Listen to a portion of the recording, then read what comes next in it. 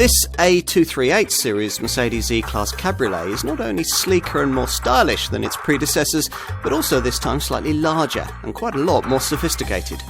The result is an arguably more prestigious approach to executive convertible motoring than obvious competitors can offer.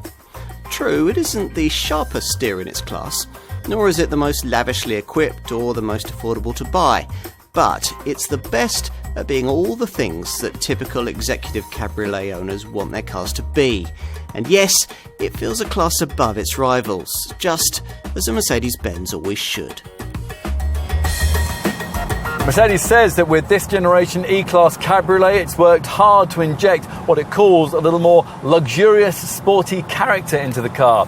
Hence the new E-Class platform's wider track, the slightly lowered suspension and the standard dynamic select driving mode system, all of which has certainly made a difference, but not enough of one to essentially alter the character of this car. I mean, it's still more of a boulevard cruiser than a B-road blaster, and that is exactly as it should be.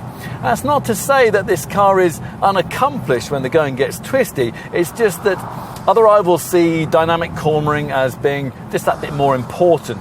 In Stuttgart, however, they've spent their development time on everyday features that they think typical buyers will appreciate more. Now, our favourite one is called Air Cap, and it's there to deal with that windy buffeting that normally afflicts open-top cars at speed. And it uses a deflector that rises above the windscreen frame and a draft stop that rises above the normal level of the rear seats. Combined with the air scarf, warm air, neck-level vents, it makes this a convertible that you'd be comfortable using al fresco all year round. Under the bonnet, most buyers will choose the engine we're trying here, the new generation 2-litre 194 HP 4-cylinder diesel power plant that features in this entry-level E220D variant.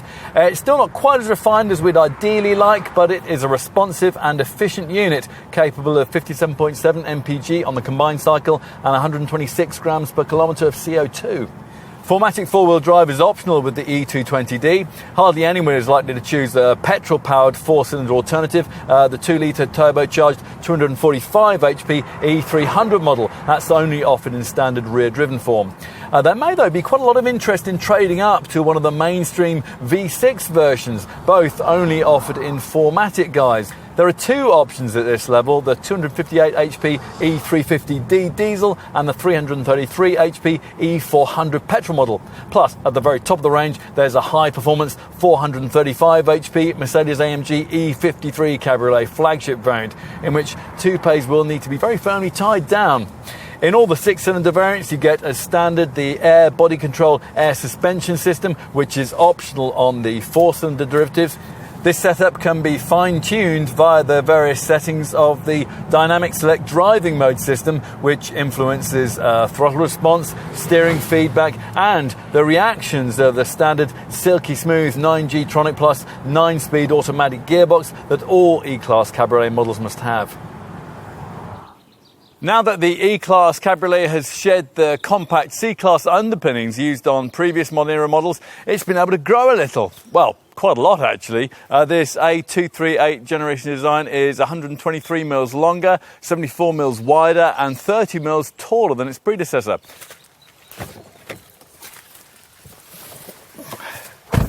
We should start by telling you a little about the fully automatic roof, which features an acoustic design derived from that used by the brand's larger S-Class Cabriolet. The hood fabric is personalisable too. The multi-layer soft top's available in dark brown, dark blue as here, or dark red if you don't like the standard black. Now you activate it via the middle button in this trio of switches just ahead of the central armrest, and the opening or closing process takes 20 seconds with operation possible at speeds of up to 31 miles an hour. Now, a particularly nice touch is the way you can activate the roof mechanism using the key fob too.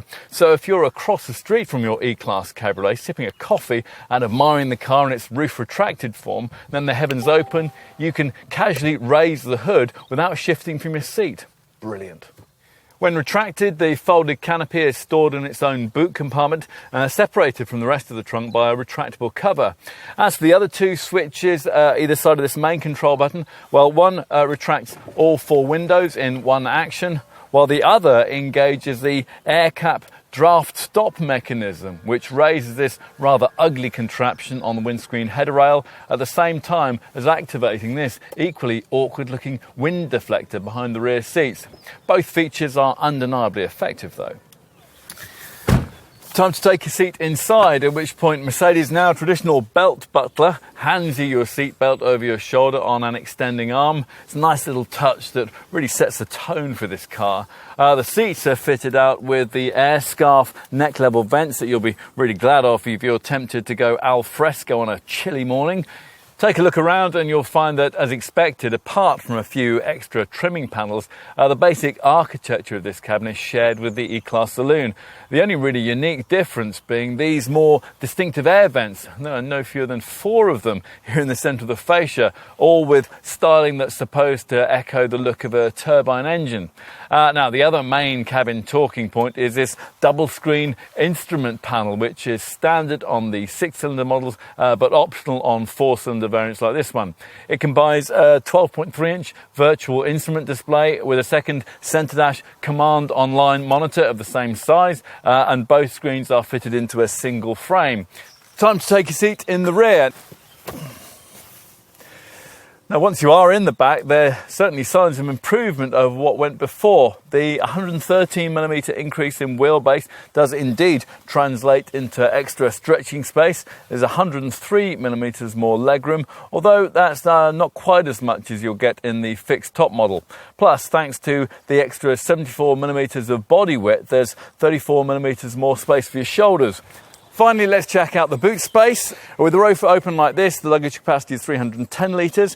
With the roof up, that capacity figure rises to 385 litres. That's 25 litres more than the C-Class Cabriolet and only 15 litres less than you'll get in an S-Class Cabriolet.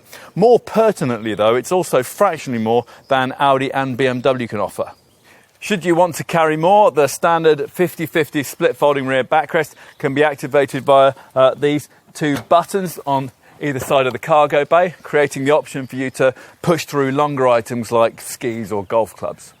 So, how to summarise? Well, in driving and owning this car, you feel another more elegant level away from owners of the brand's less aspirational C-Class Cabriolet, and a cut above the sporting convertible models that car competes with, cabrios like BMW's 4 Series and Audi's A5. There's a maturity and a class here that those sportier rivals lack. They could never be considered as a wise and cost-efficient alternative to spending £40,000 to £50,000 more on a Maserati Grand Cabrio or a BMW 8 Series convertible. This Mercedes could be, and that just about sums it up.